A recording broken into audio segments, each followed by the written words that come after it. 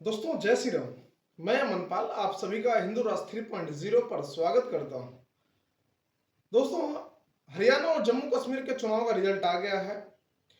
Bharatiya Janata party ने हरियाणा में लगातार तीसरी बार सरकार बनाते हुए एक अप्रत्याशित जीत हासिल की है। वहीं जम्मू कश्मीर में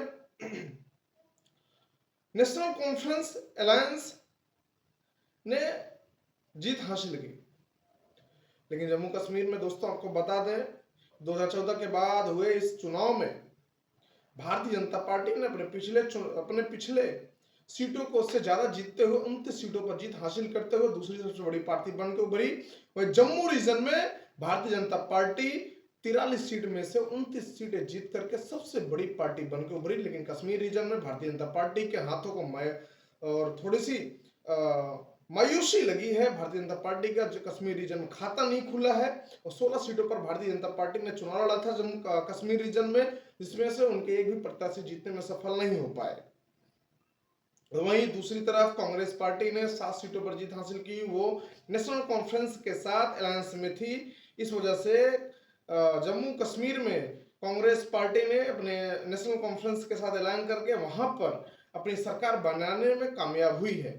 इसके लिए कांग्रेस पार्टी और नेशनल कॉन्फ्रेंस पार्टी को हिंदू राष्ट्र 3.0 की टीम की तरफ से बहुत बहुत शुभकामनाएं। लेकिन हम बात करेंगे, आज हमारा सारा फोकस हरियाणा के चुनाव की तरफ होगा। हरियाणा के चुनाव में जो भारतीय जनता पार्टी के एक अप्रत्याशित तरीके से जीत हासिल हुई है, उसको लेकर के आज हम पूरी तरीके से आप सभी के बीच में बात करेंगे। हम बात करेंगे कि भारतीय जनता पार्टी को एग्जिट पोल ने 20 से 25 सीटें दिए थे, जितने भी एग्जिट पोल है। वहीं दूसरी तरफ कांग्रेस पार्टी को 65 से 70 सीटें दिए थे। लेकिन जब चुनाव की काउंटिंग चालू हुई, शुरू में 1-2 घंटे तो ऐसे लगे भारतीय जनता पार्टी चुनाव बुरी तरीके से हार जाएगी, 15 से 20 सीटों पर ही सिमट कर रह जाएगी और कांग्रेस पार्टी बड़ी बहुमत के साथ अपनी सरकार बनाने जा रही। लेकिन जैसे ही टाइम बीतता चला गया, 11-12 बजे, वैसे ही नतीजे एक उलटफेर की तरफ बढ़ते चले गए। नतीजे इस कदर आ गए कि भारतीय जनता पार्टी ने 49 सीट जीत करके हैट्रिक लगाते हुए हरियाणा में अपनी सरकार बनाने में और सरकार बचाने में कामयाब हुई है। इसके लिए भारतीय जनता पार्टी कार्यकर्ताओं को, भारतीय जनता पार्टी के शीर्ष नेतृत्व को बहुत बहुत शुभकामनाएं और बधाई। लेकिन कांग्रेस की पार्टी फेल कहां हुई है, हमारी इस पे आपका थोड़ा ध्यान आकर्षित करना चाहेंगे। दोस्तों, कांग्रेस की पार्टी के युवराज और रायबरेली से सांसद आदरणीय राहुल गांधी जी, वो कांग्रेस पार्टी को हरियाणा में जलेबी की तरह फंसा करके, जलेबी की तरह जो गोला गोला चक्रव्यूह बनता है, उसी तरीके से वो और उनकी पार्टी हरियाणा की जनता के इस जलेबी वाले चक्रव्यूह में फंस गए और इस कदर फंसे कि हरियाणा की जनता ने उनको 5 साल के लिए फिर से विपक्ष में बैठा दिया। राहुल गांधी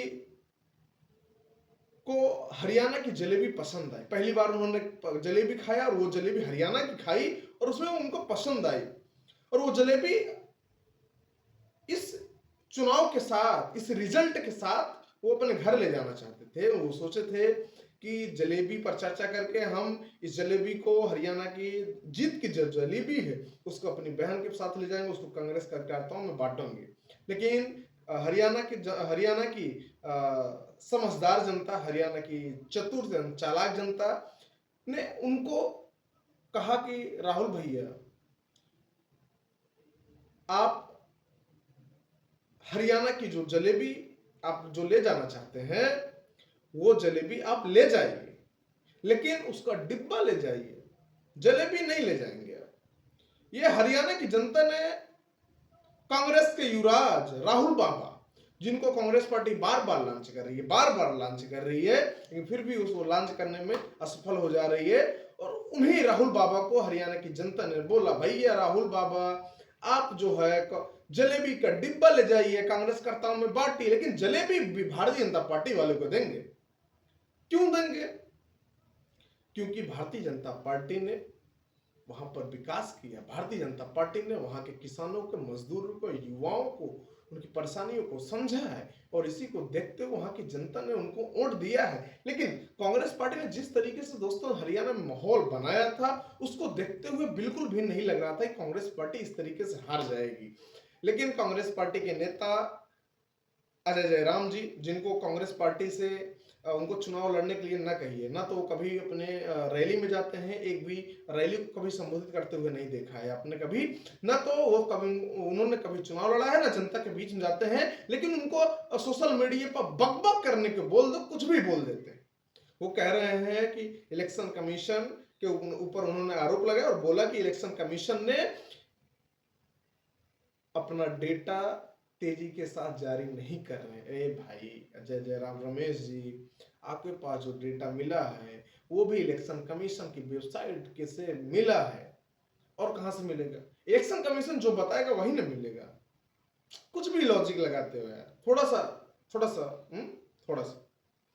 वैसे तो आपको केवल राज्यसभा का भेज दिया जाए, बस आप उसी में खुश हैं। आप कांग्रेस का मैनिफेस्टो बनाइए, जनता के बीच जाना नहीं है आपको, रैली संबोधित करनी नहीं है आपको, जनता का दर्द को समझना नहीं है आपको, केवल आपको आपके राज्यसभा सीट से प्यार ही है, बस, बाकी कुछ नहीं लेना देना। पहली बात। दूसरी बड़ी चीज, कांग्रेस पार्टी की जो हरियाणा में हार हुई है उस पर हम चर्चा करेंगे। क्यों हार हुई है?